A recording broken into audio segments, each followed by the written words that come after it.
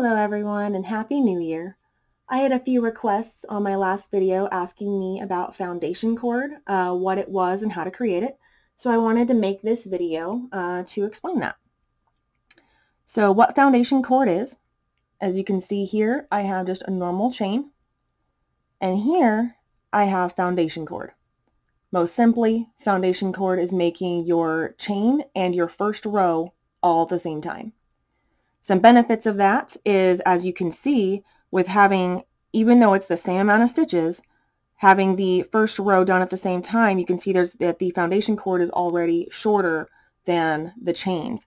And this is partly because I have tension issues. That's why I use foundation cord. I find it gives me better uniformity through all of my pieces. Again, because of this extra stretch that the chain has, whereas the foundation cord has that extra structure. Again, as I said, I have issues with tension, so to help combat that even further and make sure that I can have nice uniformity in my pieces and that my ends aren't scrunched up at all, I will actually go up a hook size to make my foundation cord. I try to go up at least a full millimeter if I have the hooks available, but I do only have up to a 6, so if I'm doing my piece in a 5.5, I'll just go ahead and use the 6 millimeter and just try to keep it a little bit looser. But I do that because I find that if I use the same hook as my full piece, then even my foundation cord ends up a little scrunched in, and then my piece isn't nice and uniform and straight the whole way. So I go up a little hook size just to give myself some extra room to work and give it some looser tension. And then once I get to the very end of my foundation cord and start to actually work on my piece, I'll switch to the hook that I had intended to use in the first place. So let's get into how to make that foundation cord. You'll want to go ahead and grab yourself, if you have a stitch marker like this, this is a knitting stitch marker, so crocheters may not have that. That's fine. You can also use a safety pin or even a paper clip will work, but you are going to want to have one of those on hand. The most difficult part of getting started on a foundation cord is that first couple of stitches, and I will show you why, and having something, a little tab to give you a handhold, is going to help a lot. So let's go ahead and get started. First, we're going to want to give yourself a nice long tail. With foundation cord, because you're doing both the chain and the first row at the same time, you're going to be working with 2 threads at once. I unfortunately can't give you any sort of formula to figure out how long your tail needs to be. That's going to be dependent on your yarn and your hook and your tension and all sorts of variables. So you're just going to have to kind of experiment with your tension and your yarn to figure out how much of the tail you need for how long of a foundation cord you have to produce.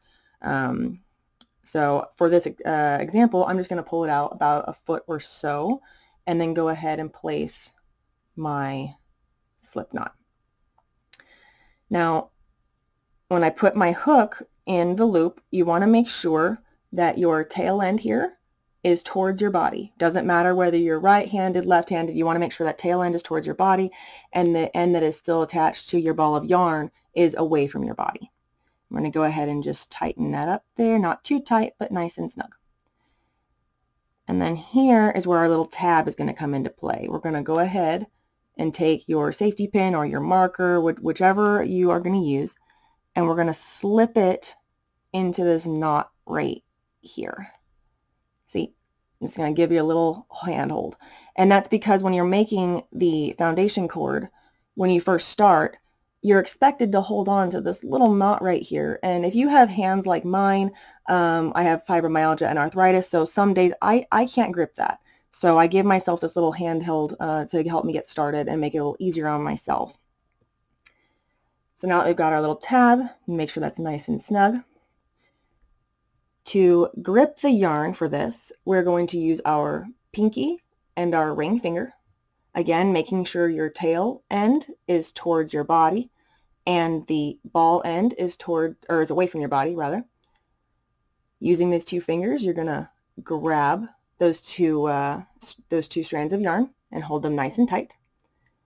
Insert your index finger and your thumb, spread it apart, and cock your hand back to make that nice V shape there. You might have to do it a couple times to get your tension just right. I know I do. Again, I have issues with my hands. Sorry, it might take me a few times to adjust here. So now that you've gotten it nice and situated, I do hold onto this tab here a little bit just to help kind of control where the yarn is at. And I put my pointer finger here, again, just for a little bit extra control. So the thumb side, we are going to yarn over away from your body. So yarn over the hook. Go ahead and put your pointer finger here to hold it still. Then we're going to take the strand on our pointer finger. Oops, sorry, let me get resituated. On our pointer finger, and we're going to yarn over towards our body. We now have 3 loops on the hook. Pinch that down to hold it. Let go of the 2 strands and re-grab just for some tension.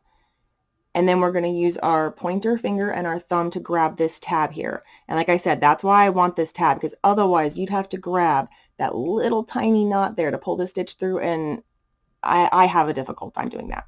So you're going to pull the tab down and away from the hook to open that stitch up. And the strand that is right here in front of your hook, you're going to want to leave that back one alone. You're not doing anything with that one. Just this front one that's towards your body. You're going to pull that one through the stitch, and you've now made your first foundation stitch. Now to get set back up again so we can make our second. I know it seems like a lot, but I promise after you get a few done, it will go a lot smoother. So again, making sure your tail is towards your body, your ball end is away, grab with those 2 fingers, insert, oops, make sure you insert them with the correct orientation, insert your fingers, spread them, and then thumb, yarn over away, pointer finger, yarn over towards, pinch, let go and re-grab the yarn for tension, grab onto your tab here, pull that stitch through. We're going to do that one more time, and then I'm going to show you a revised version for making it faster, which will work typically after you get past the first 3 or 4. So let's go ahead and get resituated here. Grab your yarn, insert your fingers, cock back, thumb, yarn over away, pointer finger, yarn over towards, pinch with your index finger, re-grab for tension, grab your tab, and a little too tight there, pull on through. Okay, so as you can see, that's pretty nice and simple. The hardest part of getting it started is grabbing onto that knot, which you can fix by putting that little tab here. And then once you have enough here to grab, you can remove that tab whenever you would like. But first, let me show you a slightly revised version for when you get better at it. When you get started, you might find that it's easier to do it the slightly revised version. It's just not as big and open. It's a little harder to see what you're doing when you're first learning. So I'm going to start it by, again, just cocking out like I did before. Thumb, yarn over away, pointer finger, yarn over towards your body. Grabbing here, I'm going to put my index finger and my middle finger there and grab this strand and the foundation cord with my thumb. You see that?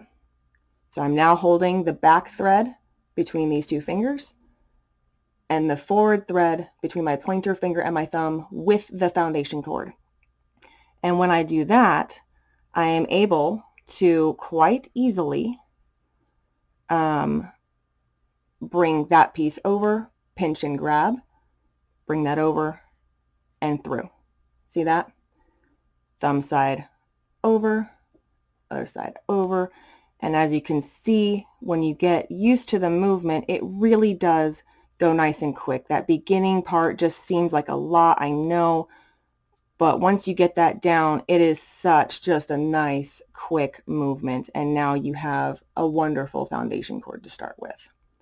So I hope that helps everybody. Like I said, I do my foundation cord in a bit bigger of a hook just to make it a little bit more loose. So once you have your foundation cord, once you have your foundation cord, as long as you want it, at this last loop here, I'm just going to pull out this hook, and this is a 5.5, so I will probably use a 5mm or a 4.5, which I actually don't have my 4.5 here, so just a 5mm hook.